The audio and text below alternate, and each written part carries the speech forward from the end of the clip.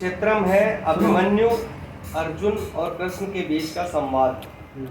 वहाँ एक छोटा बेटा होता है, जो बच्चा होता है, वो हमेशा जब भी कोई बड़ा काम करके आता है तो अपने पापा को आके पूरी कहानी सुनाता है। अरे पापा, आज तो ना ऐसे ऐसे हुआ, तो मैंने ऐसे ऐसे किया, आज तो मैंने ये कर दिया। तो अभिमन्यु जो है अपने पिता को कहानी सुना रहे हैं कि हुआ क्या था और मैंने क्या किया था और क्या हालात थे। उसका छोटा सा एक बिंब है, मैं रखता हूँ। कुरुक्षेत्रम सर एक खंडकाव्य है, उस खंडकाव्य से थोड़ा सा एक कथानक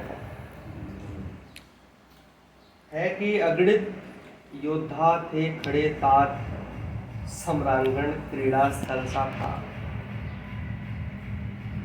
उनके लिए स्पोर्ट्स का ग्राउंड था, अभिमन्यु के लिए, उससे बड़ा कुछ नहीं था।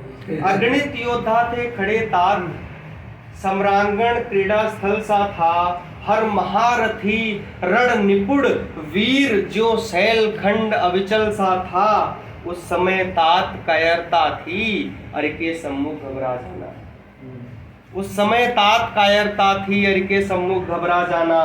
तब अपने भाग्य लिखा मैंने, चट्टानों से टकरा जाना।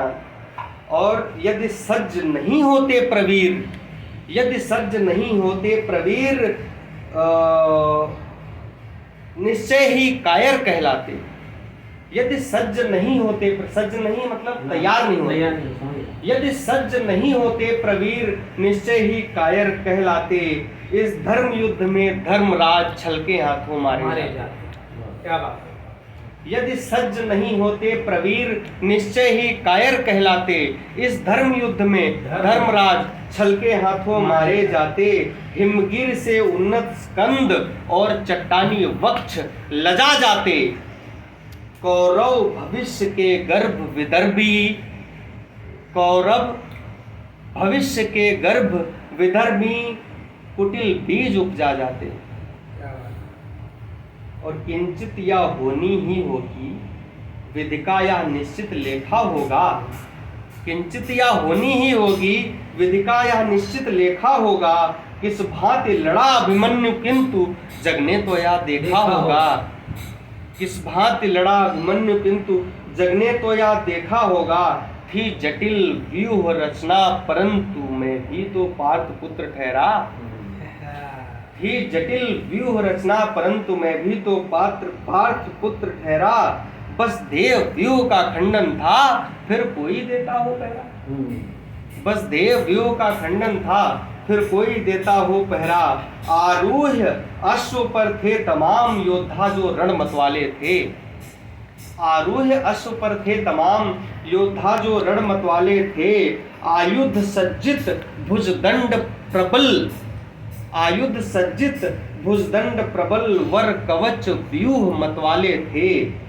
और विध्वंस व्यूह को करने की थी ज्ञात मुझे, सच ये मानो। विध्वंस व्यूह को करने की थी ज्ञात मुझे, सच ये मानो। इस हेतु प्रविष्ट हुआ था मैं, रण कौशल को जिद मत जानो। लोग बोलते हैं कि जिद में घुस गए, नहीं, उनको तोड़ना आता था। इस हेतु प्रविष्ट हुआ था मैं, रणकौशल को जिद मत जानो। थे साथ भीष्म से बलशाली, सहदेव नकुल खुद धर्मराज। था शत्रु खड़ा ललकार रहा, बज रहे शंख संग युद्ध साज। और संभव विच्छेदन था, परंतु जयद्रथ ने पथ अवरुद्ध किया। संभव विच्छेदन था, परंतु जयद्रथ ने पथ अवरुद्ध किया। चारों पांडव भ्राताओं ने अपनी क्षमता से युद्ध किया, लेकिन होनी का टल जाना हेतात असंभव लगता था। दुःस्वप्न काल का कलुष हुआ, सोई आंखों में जगता था।